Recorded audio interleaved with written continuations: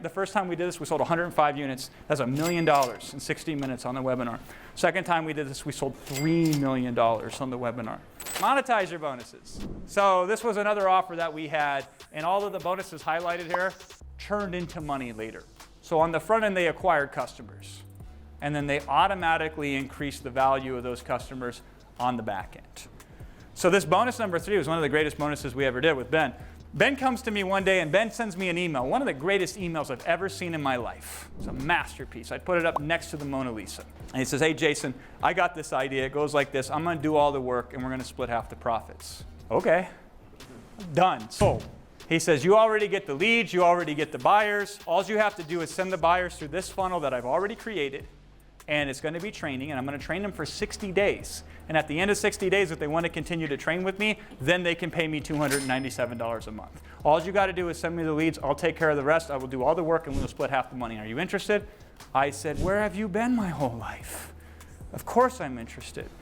I later did this deal with Dan Kennedy. Unfortunately, he got sick right afterwards, so it was never seen to fruition. But he faxed me one day, so I faxed him back. And I said, Dan, I have this idea. It kind of goes like this. I'm going to do all the work, but we're going to split half the products. Are you interested? He responds back, of course I am. I did the same thing with Joe Polish when we created Genius Webinars. I said, Joe, you have the audience, so you've already done the work. I'll show up and do 16 hours of training, and we'll split the profits. Are you interested? He says, yes, of course I'm interested. And so that bonus, which was on the back end initially, became so good that we put it on the front end. The China concierge service. One of the biggest objections was, oh my God, I don't know how to get a product live on Amazon. So we said, hey, listen, we'll have somebody boots on the ground in China get you your first product. What happens is after they got their first product, we offer them the opportunity to continue in the service for a fee, like a Costco membership. And a lot of them paid that. Managed by Stats was a third party. Remember I said we went out there and we got to deal with them to give their software away for free? But we also got an incentive. Every time they upgraded in that system to the next level, we got a kickback. You disclose all this stuff, obviously. But these are some of the ways in which we were making money. Now, these weren't these crummy, dumb bonuses that I never want to see any of you guys use. You know, the coaching bonus. When you buy this product, you're going to get a half-an-hour strategic coaching call with one of our experts, aka a 17-year-old dropout who's working on his GED. That's the coach. And it's just a sales call. It's a salesperson. It's not a coach. That's stupid, man. Don't ever do that, right? Only do that if you want to lose business. Instead, find a bonus that is so good. Like the Ben Cummings one was so good because people were like, I want to join the coaching program. Sorry, you can't. What do you mean I can't? No. That's not the agreement. The agreement was I'm going to coach you for 60 days, and then you could decide whether you want to sign up or not. But I want to sign up right now. Nope, not going to do it. I'm not going to let you pay me money. People want most what they can't have, right? Open looping the offer. This is a webinar I wrote for Greg Wells. This webinar ran successfully for 6 years. We had to retire this webinar because clients got tired of promoting it, not because it didn't work. They said, I want something new. Now, he would do the pitch, but I wrote the whole webinar. He says, introducing Linked Inception. Is it a training course? Not quite. Is it a mastermind? Not really. Is it a coaching program? Yeah, it's that, but it's a little bit more than that. So it's all those things, but it's even more.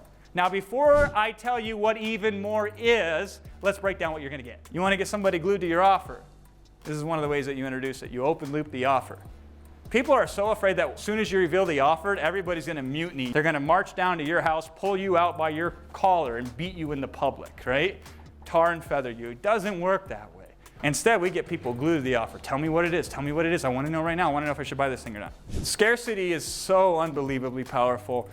It's hard to overstate the value of scarcity, but the caveat here is you got to make it believable. I have this young guy that I'm coaching right now, and he's about 25 years old. They're getting 6,000 people are registered, all from Instagram, and then he's getting 2,500 show up. He's doing webinars for 2,500 people. It's crazy.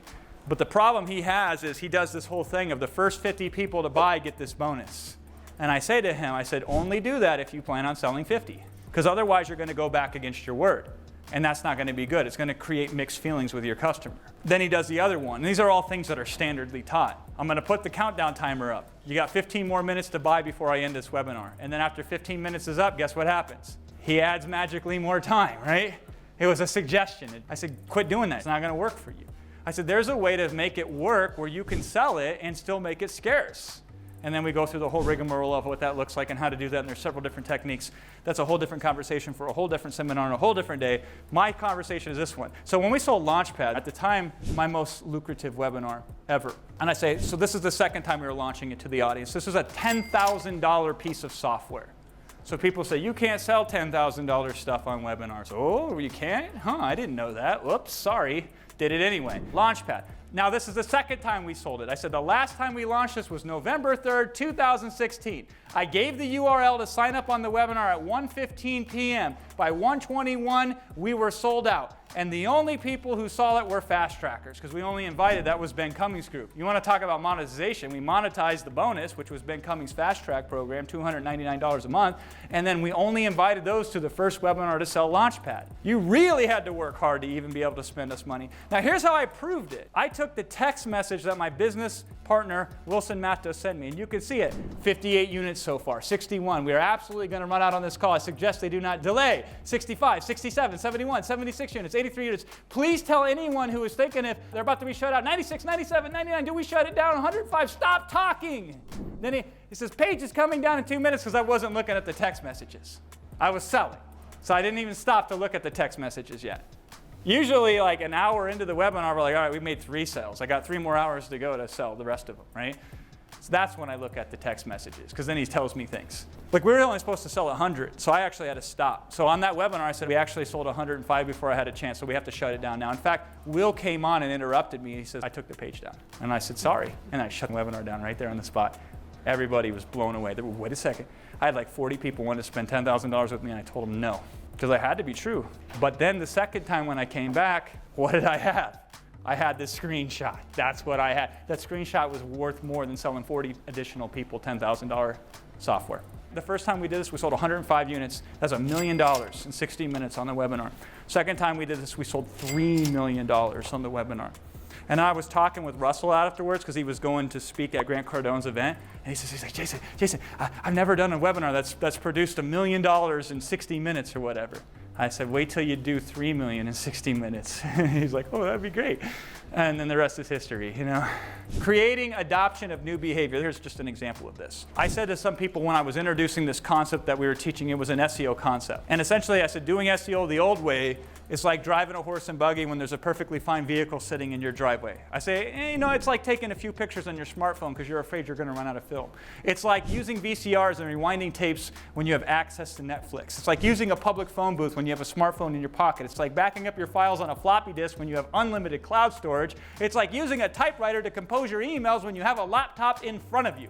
And these are all animated. So it's one, then the next, then the next. Not because of the application of technique, but because of the underlying strategy. The easiest way to change a behavior or to shift a belief pattern in your customers, which is important not only when you sell, it's important when you serve. If you're coaching anybody, if you're consulting with anybody, this is important. It will help them more than anything else you can do. If they feel silly about doing the thing they're already doing, they will change. So you don't make them feel more interested in the new thing. Make them feel more ridiculous about the existing thing. I used to use a close all the time. I said, don't tell me it ain't about the money, but really what it's about is your desire to go through the effort to get the funds to make a go at it. That's what it's really about. When people get afraid of fear, like I'm afraid I'm going to fail, I make them feel sillier about being afraid than it is about failing. I say, yeah, you are going to fail. How do you fail your way to $10,000? They say, what? I go, yeah, you're not ready to succeed yet. Success is $50,000. You only can fail your way to $10,000. Which way are you going to fail your way to $10,000? They now start feeling silly about the limitation or the excuse that's held them back. It's the easiest way to create new behavior patterns, new beliefs. You should try it on yourself.